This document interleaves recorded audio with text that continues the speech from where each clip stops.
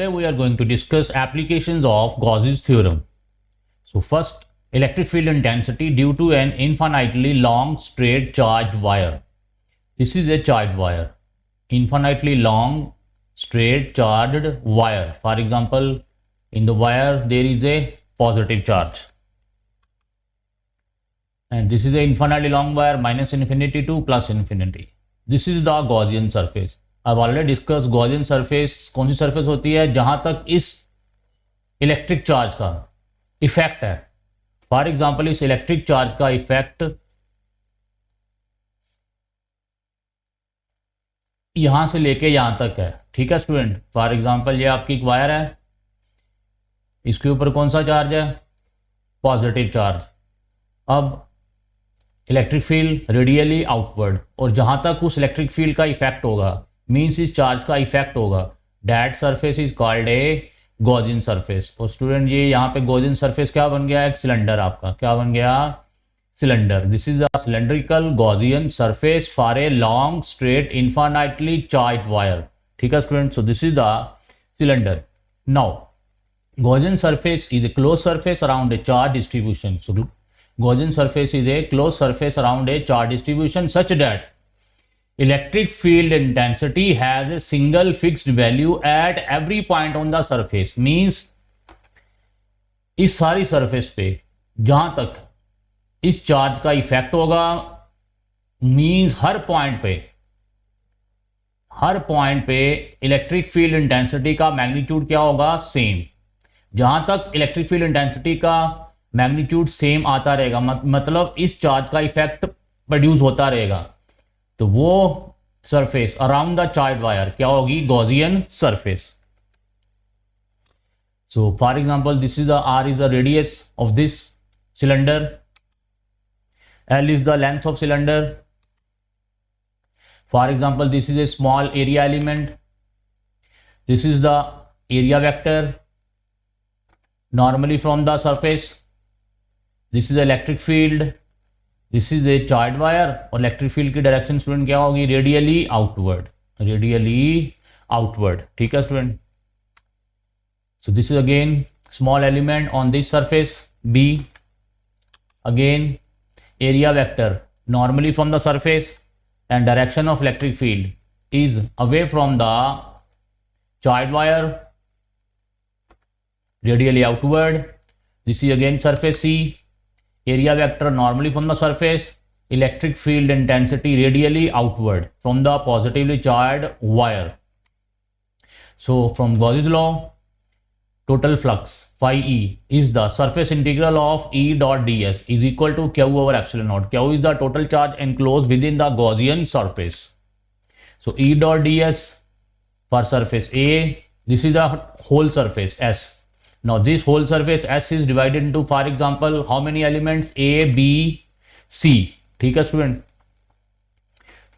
So this whole surface, for example, is divided into, this is the integral of surface A, surface B, surface C. ठीक है student, जो हमने यहाँ पे suppose किए हैं. एंड टोटल इंटीग्रेशन का मतलब है दिस सरफेस A, इस सरफेस A का total electric flux, surface B का जब हम करेंगे इलेक्ट्रिक फ्लक्स, और ये सरफेस C है जो इंटीग्रेशन करेंगे, तो ये टोटल इलेक्ट्रिक फ्लक्स. तो ये जो तीनों को जब हम ऐड करेंगे तो ये किसका इंटीग्रल आ जाएगा? Whole surface of cylindrical Gaussian surface का. ठीक है student. So for surface A E dot ds is equal to EDS cos theta. अब स्टूडेंट यहाँ पे फॉर सरफेस A पे कितना एंगल है? Electric field and area element में 90 डिग्री. सरफेस B में भी स्टूडेंट कितना एंगल है? 90 डिग्री. और सरफेस C में स्टूडेंट एंगल कितना है? Area vector and electric field are in the same direction, angle 0 degree, because A dot B is equal to AB cos theta. अब student cos 90 0, ये भी 0, cos 90 0, ये भी 0.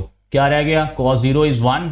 Electric field uniform. ये मैंने पहले कहा कि गॉसियन सरफेस वो सरफेस है जहां पे इलेक्ट्रिक फील्ड इंटेंसिटी की कौन सी वैल्यू है? Single fixed value at every point on the surface. So that's why E uniform होने की वजह से हमने इलेक्ट्रिक फील्ड से बाहर निकाल लिया, सॉरी इंटीग्रेशन से बाहर निकाल लिया. अब हमने इंटीग्रेशन किसका करना है स्टूडेंट? ds. फॉर सरफेस कौन सी, सी, और सी सरफेस का जब हम इंटीग्रेशन करेंगे तो एक होल एरिया आ जाएगा ये सिलेंडर का, ठीक है स्टूडेंट, ये वाला। सो टोटल इसका इंटीग्रेशन क्या होगा सर आपका सिलेंडर का, 2 पाई आर इंटू एल, ठीक है स्टूडेंट। सो इसका एरिया कितना होगा, 2 pi r into l, surface area of cylinder. So ds का इंटीग्रेशन क्या आ गया student, surface area for this element C, और जब हम इंटीग्रेशन करेंगे तो इस सरफेस एरिया का सिलेंडर का टोटल एरिया आ जाएगा, और वो क्या होगा 2 pi r into l. So total electric flux क्या आ गया फिर हमारे पास, E into 2 pi r into l, ठीक है student. So total electric flux, अब स्टूडेंट हमारी जो एलिमेंट था वो कौन सा था, लीनियर चार्ज एलिमेंट, ठीक है स्टूडेंट। जो वायर थी वो क्या थी, लीनियर, और लीनियर में जो लीनियर चार्ज डिस्ट्रीब्यूशन है उसमें हम कौन सी चार्ज डेंसिटी यूज़ करते हैं, लीनियर चार्ज डेंसिटी। सो जहाँ पे चार्ज डेंसिटी कौन सी यूज़ करेंगे, लीनियर चार्ज डेंसिटी। सो अब क्या आया था, total electric flux is equal to क्या आया हुआ है, E into 2 pi r into L, और इलेक्ट्रिक फ्लक्स था क्या according to Gauss's theorem, Q over epsilon naught, ठीक है स्टूडेंट। और लैम्डा क्या था student, charge per unit length, और चार्ज क्या आ गया, लैम्डा इंटू एल, ठीक है स्टूडेंट। यहाँ पे Q की वैल्यू पुट कर दीजिए, ये आपका आ गया Q over epsilon naught, Q की वैल्यू क्या आ गई, lambda L over epsilon naught, ठीक है student. So total electric flux था E into 2 pi r into L, electric flux क्या होता है Q ओवर एप्सिलॉन नॉट, और Q की वैल्यू यहाँ पे क्या है, lambda L, because lambda is a charge density, linear charge density means charge per unit length, और टोटल चार्ज Q की वैल्यू क्या आ गई, लैम्डा एल, वो हमने यहाँ पे Q की वैल्यू पुट कर दी। So Q over epsilon naught यहाँ पे क्या आ गया, lambda L over epsilon naught, ये हम प्रूव कर चुके हैं। E into 2 pi r L total flux था, और टोटल फ्लक्स क्या है आपका Q over epsilon naught according to Gauss's theorem, और Q की वैल्यू क्या थी, लैम्डा एल। अब स्टूडेंट ये L के साथ L क्या हो जाएगा, कैंसल, और इलेक्ट्रिक फील्ड की क्या वैल्यू आ गई, 1 over 2 epsilon not lambda over r, ठीक है स्टूडेंट। इन सारे केसेस में हमने स्टूडेंट चार्ज डेंसिटी लेनी है, ठीक है स्टूडेंट, क्योंकि यहाँ पे अब पॉइंट चार्ज नहीं है Q, यहाँ पे क्या है, चार्ज पूरी वायर के ऊपर क्या हुआ था, डिस्ट्रीब्यूट हुआ था। सो डेट्स हमने क्या लेना है, चार्ज डेंसिटी, क्या लेनी है, चार्ज डेंसिटी। यहाँ पे पॉइंट चार्ज नहीं था, ये एक वायर थी जिसके ऊपर चार्ज पूरा का पूरा चार्ज क्या हुआ होता, डिस्ट्रीब्यूट हुआ था। पॉइंट चार्ज होता तो हम एक सिंगल चार्ज Q लेते, लेकिन यहाँ पे चार्ज डिस्ट्रीब्यूट हुआ है, इसीलिए हमने यहाँ पे क्या लिया है, चार्ज डेंसिटी। सो हमारे जो फार्मूले में, इलेक्ट्रिक फील्ड के फार्मूले में हमने चार्ज नहीं यहाँ लेना, क्या लेना है, चार्ज डेंसिटी लेनी है, बिकॉज यहाँ पे चार्ज डिस्ट्रीब्यूट हुआ है। So electric field intensity due to a straight long charge wire, क्या फार्मूला आ गया, 1 over 2 epsilon not lambda over R. So इस केस में electric field is inversely proportional to R. ये मल्टीपल चॉइस क्वेश्चन भी आ जाता है। सो 2 के साथ ऊपर मल्टीप्लाई कीजिए, 2 के साथ नीचे, तो क्या आ गया, 1 over 4 pi epsilon naught 2 lambda over r, ठीक है स्टूडेंट। और इसकी वैल्यू आपको पता ही है, 9 into 10⁹9।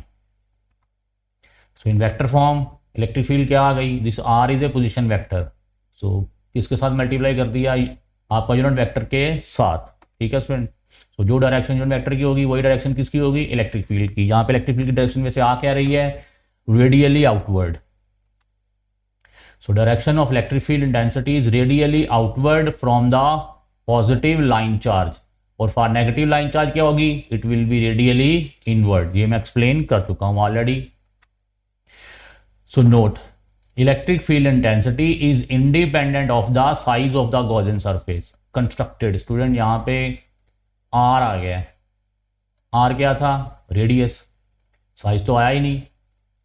So electric field intensity है वो गॉसियन सरफेस के साइज के क्या है, independent. So it depends only on the, किसके ऊपर डिपेंड कर रही है, आर के ऊपर, on the distance of the point of consideration. जो हमने आर लिया कि कहाँ तक उस चार्ज जो चार्ज वायर थी, इस चार्ज वायर का इफेक्ट मींस इलेक्ट्रिक फील्ड का इफेक्ट कहाँ तक है, ये आर था आपका रेडियस। ठीक है स्टूडेंट, जो सिलेंडर आपका गॉसियन सरफेस सिलेंडर बना था वो उसका रेडियस। ठीक है स्टूडेंट, ठीक है स्टूडेंट, सो आर के ऊपर डिपेंड कर रहा है। That is the Gaussian surface should contain the point of consideration. ठीक है student, so electric field depends on the r and charge density. So this is the final formula for the electric field intensity due to a single charged wire. ठीक है student. So next application is electric field intensity due to an infinitely long thin plane sheet of charge. This we will discuss in next lecture. Thanks.